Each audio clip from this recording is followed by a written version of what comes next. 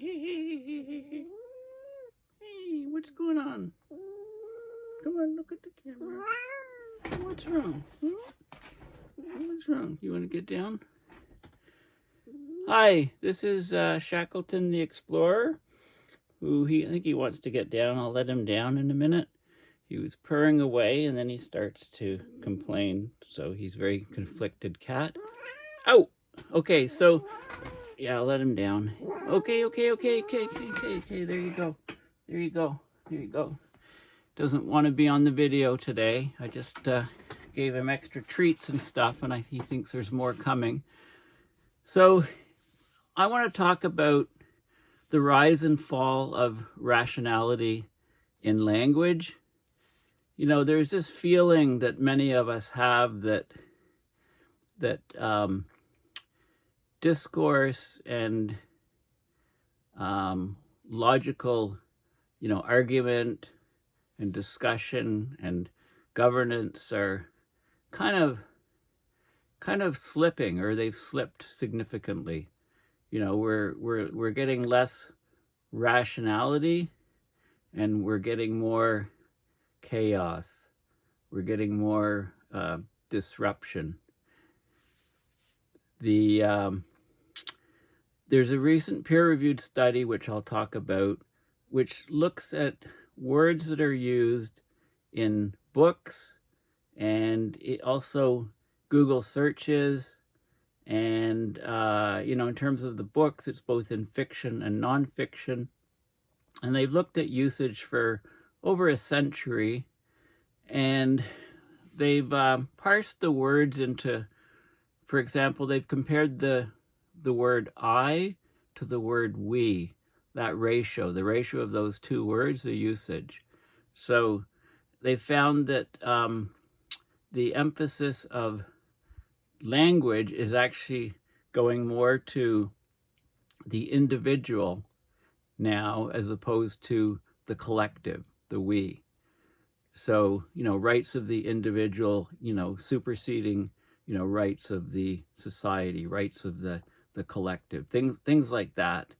There's also has been a noticeable, measurable shift in the word usage away from science and logic and rationality to more opinion and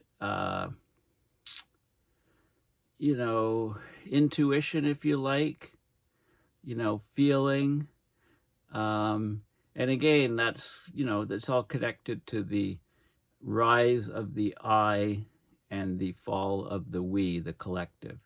So there's a lot of interesting things that can be gleaned from this study, and the reason for them needs to be examined in more detail. So let me get right into the study here. I'll flip the camera, orientation, and lock it. Okay, so this is the paper that I will be discussing. Let me just shift over here. Okay, so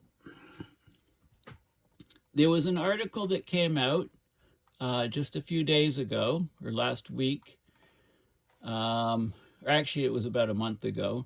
We conclude, or I believe, this study finds that rationality declined decades ago. So what they do here is this graph is interesting. Okay, so what it shows is, it shows the relative frequency, or the usage here on the vertical axis, and the time in books from 1850 to present day. Okay, now these are the rationality words, and they rose over time. They peaked about 1980 or so, and then they've taken a sharp drop. And the intuition words, they decreased over time initially, up to about 1900, stayed, decreased a little bit, but stayed low. And then there was a sharp uptick about 2000. So some of the rationality words are, there's a graph, there's a line, a curve for each of these words. So analysis, data, limit, result, determine, system size, percentage. Okay, for example, it's hard to distinguish, but the data, for example, is the yellow curve. If you can find the yellow, it kind of overlaps here, and then it separates. It's the yellow curve. So each of the words has a different curve, and they're all showing the same sort of trend line. So they're used more and more up until about 1980 or so, and then there's a sharp drop of these rationality words. And the intuition words, imagine, wisdom, mind, think, believe, truth, feel, sense, are all here. And Facebook is a dashed line. So you can see the dashed line here is, of course, Facebook didn't exist.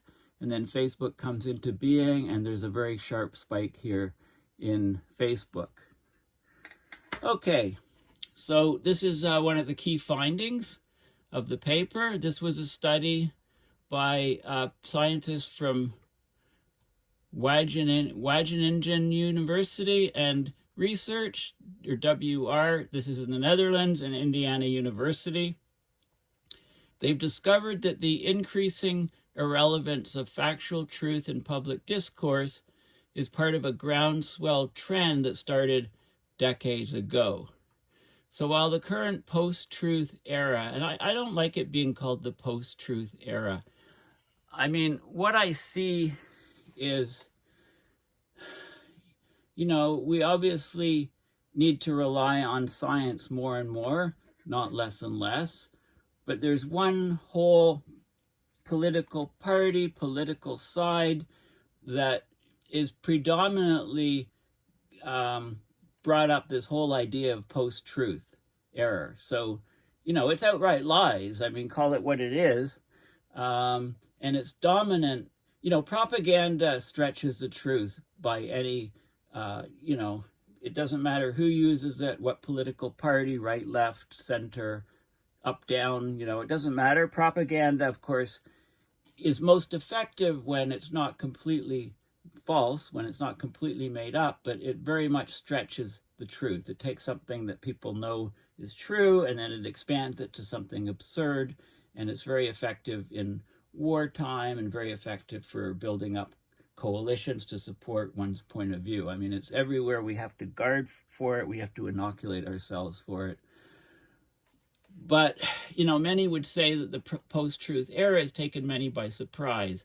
But this study shows that over the past 40 years, public interest has undergone an accelerating shift from the collective, the we, to the individual, the I. That's one major shift. And also it's shifted from rationality and science towards emotion. Okay, so what they did is they analyzed the language from millions of books. They found that the words associated with reasoning, such as determine and conclusion, rose systematically beginning in 1850, while words related to human experience, such as feel and believe, declined. This pattern has reversed over the past 40 years, paralleled by a shift from a collectivist to an individualistic focus, as reflected by the ratio of singular to plural pronouns, such as the ratio of the usage of the word I to the usage of the word we in these millions of books and, you know, billions upon billions of words. So these graphs are the key. Okay, so but now we need to try to interpret this synchronous sea change in book language. And does this change in book language, is this conveyed also in everyday language that people use? Well, that's hard to say, but we can look at Google searches. Well, first of all, I mean, they saw this reversal had occurred in fiction, both in fiction books as well as non-fiction books. Oh, my cat's up on my lap again, sniffing at my coffee. Okay, Shackleton the Explorer. You didn't want to be in the video at first, and now you do? Can't stay away. Okay, we've also seen the same pattern of change between sentiment, feelings, and rationality in the New York Times, suggesting that it is not an artifact of the books that they examined. There he is. Okay. Don't block the screen, please. Okay, so they've also, so inferring the drivers of long-term patterns seen from 1850 until 1980 necessarily remains speculative, but one possibility is from 1850 to 1980, there were rapid developments in science and technology, and their socio-economic benefits drove a rise in the status of the scientific approach, which gradually permeated culture, society, and its institutions, ranging from education to politics. This may also have led to a process of disenchantment as the role of spiritualism dwindled in modernized, bureaucratic, and secularized societies. Okay, so why did it happen? Now, of course, social media. The authors did 1980s was sort of the beginning and the rise of the origins of the internet, right? But not, it took a while to get into main usage. But, social media, the authors did find that the shift from rationality to sentiment in book language accelerated around 2007 with the rise of social media, when across languages, the frequency of fact-related words dropped while emotion-laden language surged, a trend paralleled by a shift from collectivist to individualist language. Now, this is not just in English. They looked at Spanish in great detail, found exactly the same thing, and they also did some work, and I'll show you in the appendix, they did some work in multiple other languages, many other languages, and they found the same thing. This is not just a decline in rationality in English, in the English language, it's in all languages around the world pretty much. Okay, so whatever the drivers, our results suggest that the post-truth phenomena is linked to a historical seesaw in the balance between our two fundamental modes of thinking. Okay, two fundamental modes of thinking are reasoning or logic, which is from one part of the brain, I think it's the right part of the brain, right hemisphere of the brain, versus intuition and logic and gut feeling on the other hemisphere of the brain. If true, it may well be impossible to reverse the sea change that we signal. Instead, societies may need to find a new balance, explicitly recognizing the importance of intuition and emotion, while at the same time making best use of the much-needed power of rationality and science to deal with topics in their full complexity. Topics like climate change, for example. Okay, so let's have a look at the paper and some more of the data. Now, excuse me. Need some coffee here. Okay, so this is the paper that just came out last month. Originally accepted November 2nd, submitted May 29th, 2021. Okay, so the surge of, so the rise and fall of rationality and language, peer-reviewed paper. The surge of post-truth political argumentation suggests that we are living in a special historical period when it comes to the balance between emotion and reasoning. So they analyze the language in millions of books from 1850 to 2019, represented in Google Ngram data. They show that the use of words associated with rationality, such as determine and conclusion, rose systematically after 1850, while words related to human experience, such as feel and believe, declined. This pattern reversed over the past decades, about 1980 or so, and it was paralleled by a shift from a collectivist we to an individualist I focus. Okay, you can look at the ratio of the word I versus we, or he or she versus they. Okay, to interpret it, it's more difficult, but the reversal occurs in both fiction and nonfiction books. And, it also occurs in the New York Times articles. It's not just books. And it also occurs in Google search terms. So I guess they've worked with Google. They've got all the Google search terms that people have used. They're all stored in some database by Google, and they also show the same shifts. Okay, so it's not just something that happens in books, it's something that is happening throughout society. The post-truth era, where feelings trump facts, and their usage of the word trump here I don't think is accidental. Okay, feelings trump facts may seem special when it comes to the historical balance between emotion and reasoning, but millions of books. They looked primarily in English, but they did the same thing in Spanish in great detail, and then they checked some other languages just to see that the same thing was happening. Now, they do say that the popularity of particular words and phrases in a language can change for many reasons, including technological context. For example, carriage, horse and carriage. Of course, the word carriage, the usage went way down. Computer, that word didn't really exist, or it did exist to describe people that did computations, especially, think of the women in the code breaking, or NASA, work, computers. And then, so words can change and appear and disappear. Also, the meaning of some words can change profoundly over time. The word gay is a good example.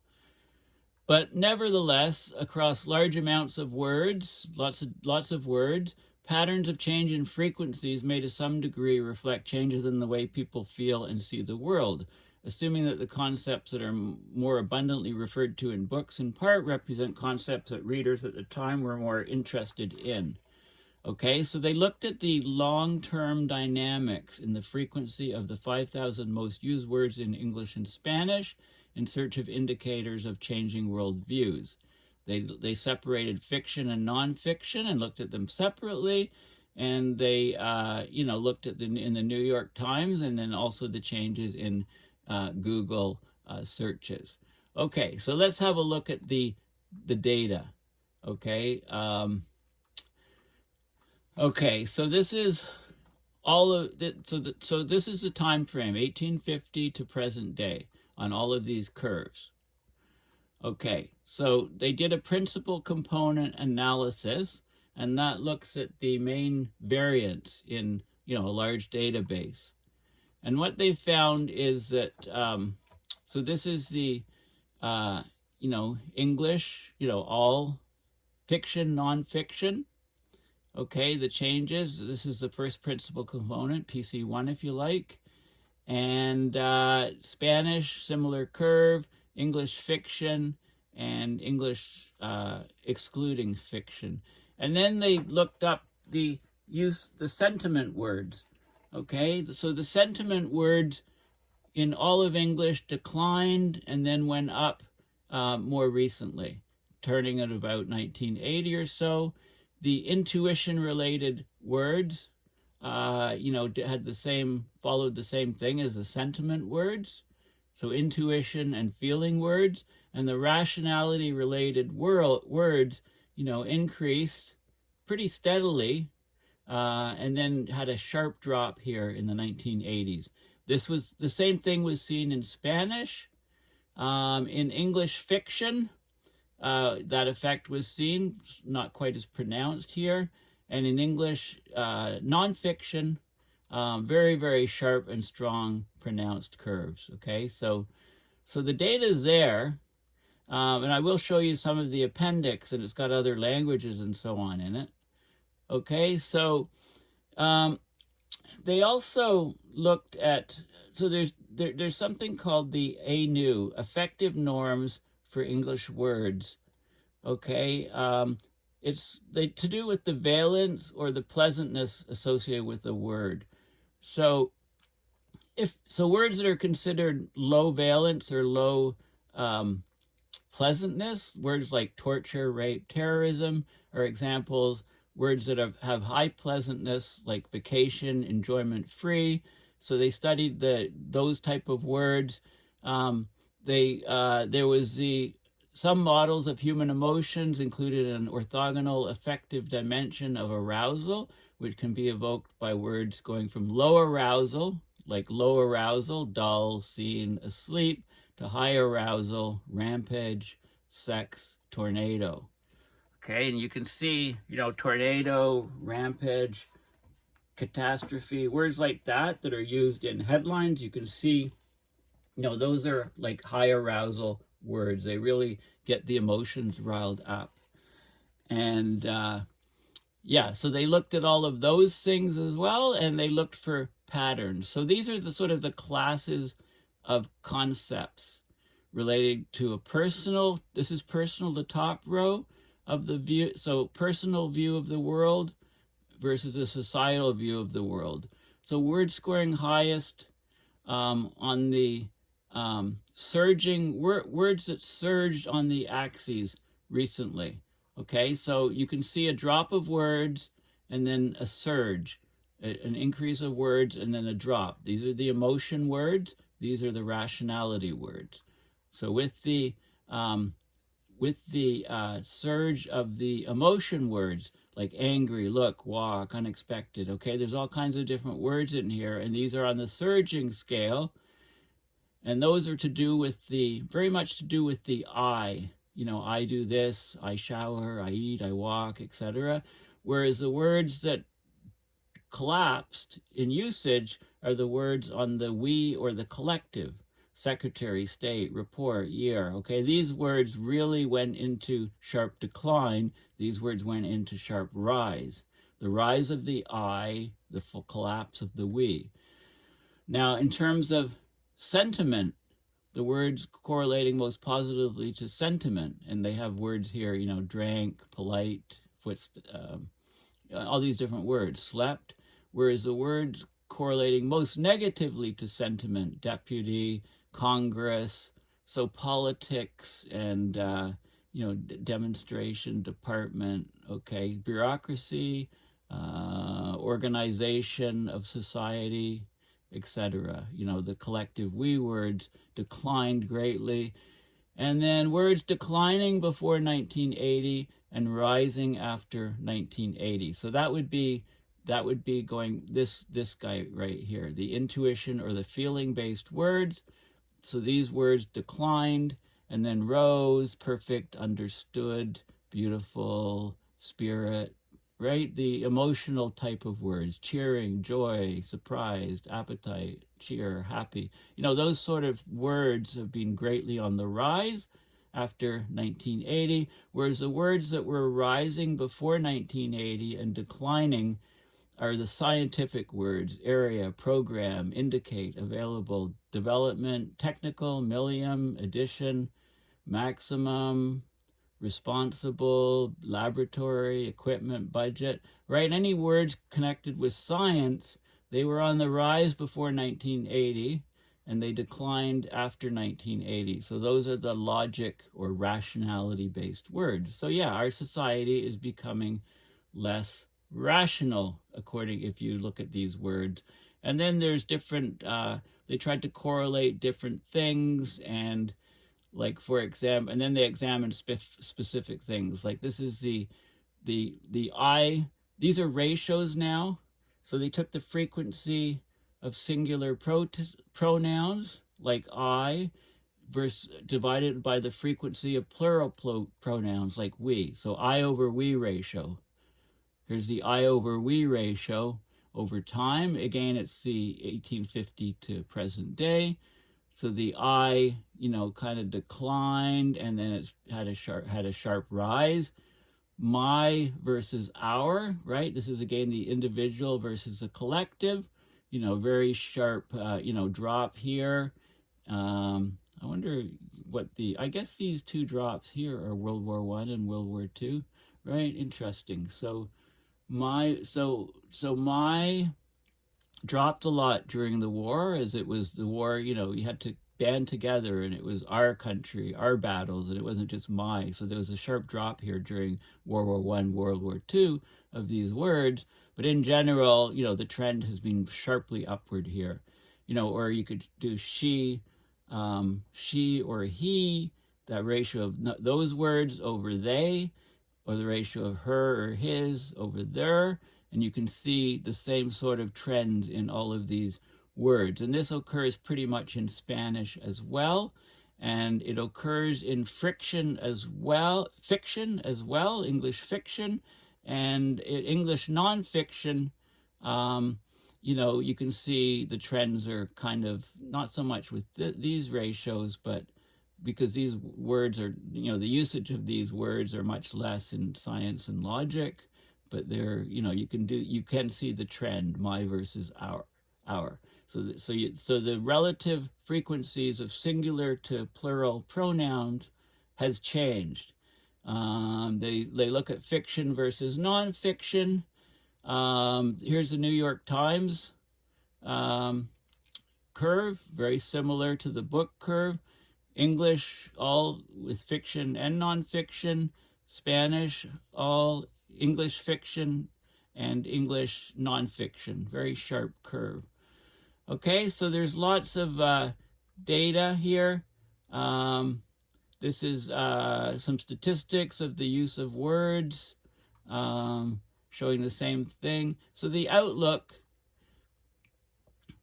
it seems unlikely that we will ever be able to accurately quantify the role of different mechanisms driving language change. However, the universal and robust shift does suggest a historical rearrangement of the balance between collectivism and individualism, and inextricably linked between the rational and the emotional as well.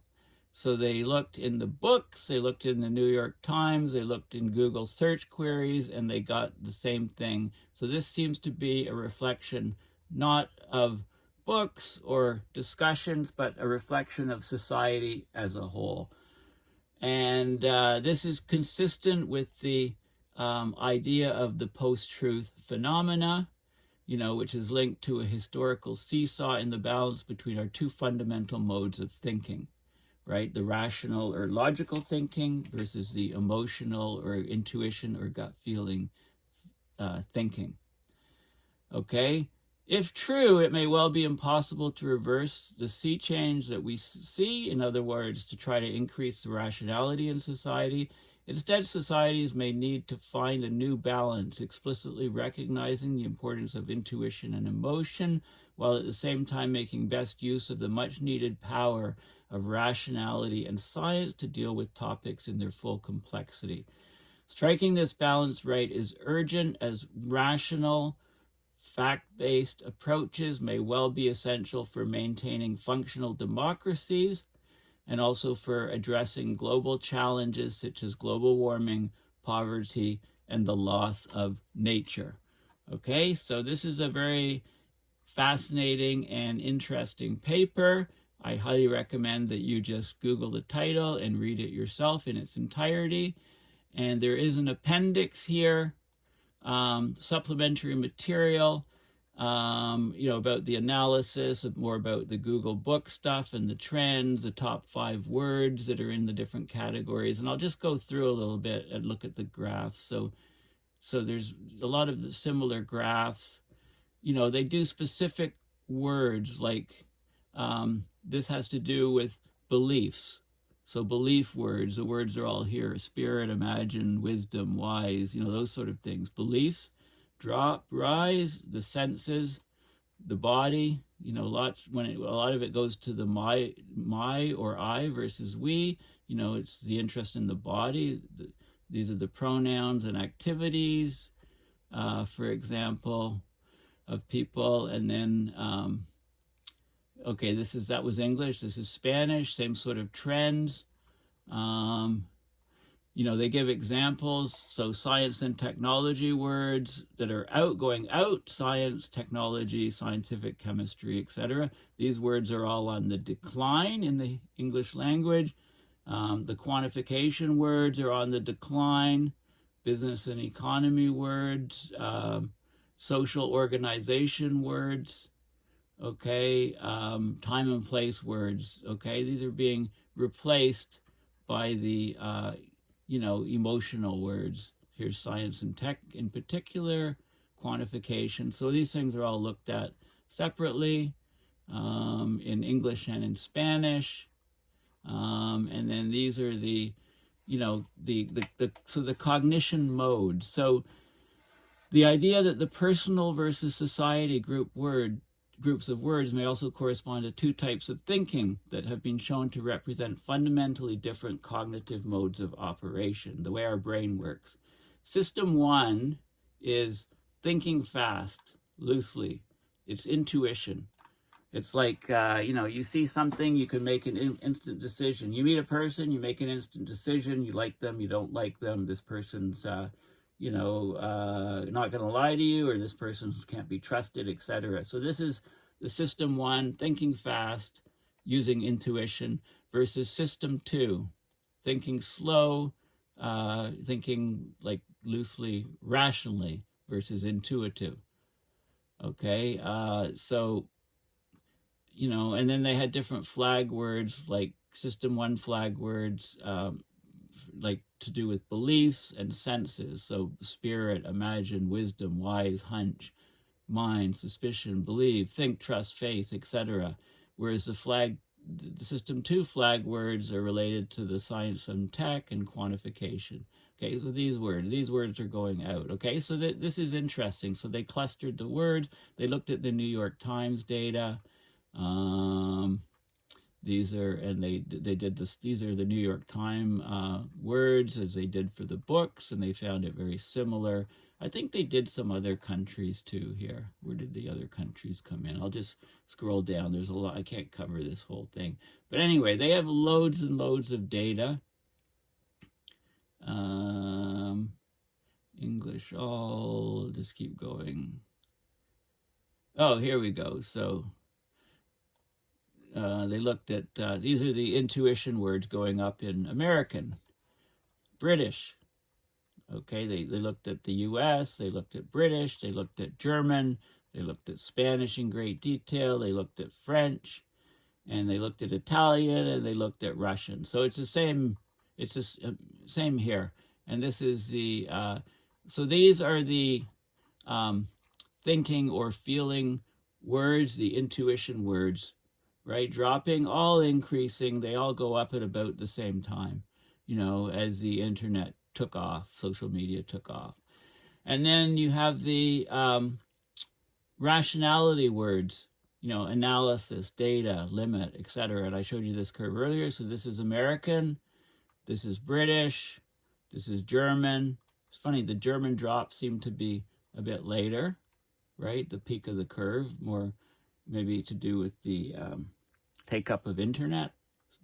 Spanish, French, Italian, and Russian. Okay, so there's different nuances between the different languages, but basically it's all, you know, the data is very clear about what has happened here. Okay, so, and then they have all these different words in different languages, reflecting the different sentiments. So fascinating study. And the Google Books, the data on Google, if you click that link, the Google Books Ngram Viewer, they call it, you know, you can look up certain phrases. So, you know, there's all kinds of data on the books, on the words that are within the Google Books. So, for example, here's a word, circumvallate, the usage in 1978, 335 times it was used, and it occurred in 91 distinct books or samples. It means surround with a rampart or other fortification. So an example would be that the truckers in Ottawa set up a camp near Coventry Road, a few kilometers from downtown Ottawa, where they, you know, as a fuel depot, as et cetera, headquarters. And they circumvallated it with their trucks and with plywood in between the trucks to keep anybody out. So that would, they circumvallated the region. That would be a usage of it. Okay, so anyway, there's lots of data in this thing here. So basically, the conclusions to reach are that, let's go to the title of this. You know, we conclude would have been much commonly said in both books and spoken word etc., it would be much more commonly used up to about 1980. You know, we being the collective and conclude being a rational scientific type word. After that, after that turn in 1980, the phrase "I believe," took off. For example, I being the individual, right, individualist, and believe being an emotion or a feeling or a thought, not a rational thing. So there's really the two types of thinking, the two parts of the brain, the rational part of the brain and the emotional part of the brain. And the emotional part of the brain has been taking off along with the I or the individualist view since 2000. And the rationality, the logical, the scientific part has been declining since the 1980 or so. So this is, a very interesting study that I hope throws some light. I think it throws a lot of light on some of the trends and problems that we have today. I'd love to see, the analysis in terms of, from the point of view of the polarization of society, right? The strengths of people's beliefs and people separating into two different camps depending on, which part of the brain they're using the most, right? Because the way the brain works is when you think of things, the neural pathways are set up in your brain, and the more that you think of something, the more strongly those pathways build up, and the more likely you are to continue thinking along that path. The self-reinforcement, the feedback. So this is happening in the brain, in two different parts of the brain, two different hemispheres of the brain, and it's leading to huge conflict between both sides and the inability to communicate between both sides. So this is, this study is a perfect sort of thing. But in order to address the problems of abrupt climate system change and what it's doing to our planet, and try to find out ways to slow it or even stop it or reverse it, or whether, and I've talked about the three-legged bar tool. We need to slash fossil fuel emissions. We need to cool the planet, use solar radiation management, deploy systems. I talked about sunshades recently. There's MIR, there's marine cloud brightening. There's a lot of different ideas, none of which are getting any money whatsoever to do. And then there's the rise of the, the I, the individual, the I think, I feel, I believe, and then the idea of truth even becomes, questionable. What is true, right? It's just a huge, propaganda operation, right? I mean, so we've got these two patterns of thinking in our brain, and they're both being pulling apart. They're both being polarized so much that they're pulling apart and causing lots of societal troubles these days. And I'm living through that myself in Ottawa right now. It's yeah. So anyway, thank you for listening, and please make sure you check out my website, paulbeckwith.net. And, if you go to my YouTube channel, you can just do a search for any topic on climate, energy, renewable energy, possible solutions, mitigation, conferences, whatever. I've got many, many videos, and I've covered just most topics, and I'm continually updating my library by adding more and more videos. I have been a bit focused on Ottawa and what's happening here. We're in day 21, I believe, of the occupation of downtown Ottawa, but there's a sense that things will happen soon. any time. The residents here are extremely upset. They feel like they've been under siege. There's lots of kids, kids living downtown that have been exposed to this constant noise and stuff, and they fear for their safety. The media has emphasized the kids that are actually with the protesters in the convoy, but there's schools down there, and there's many kids, and they're fearful of even going out on the streets. They're traumatized, literally.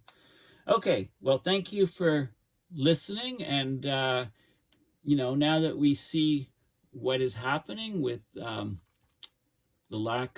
decline of rationality in language and the increase in intuition and feeling, maybe we can think of what we can do about this. Anyway, thanks again, and take care.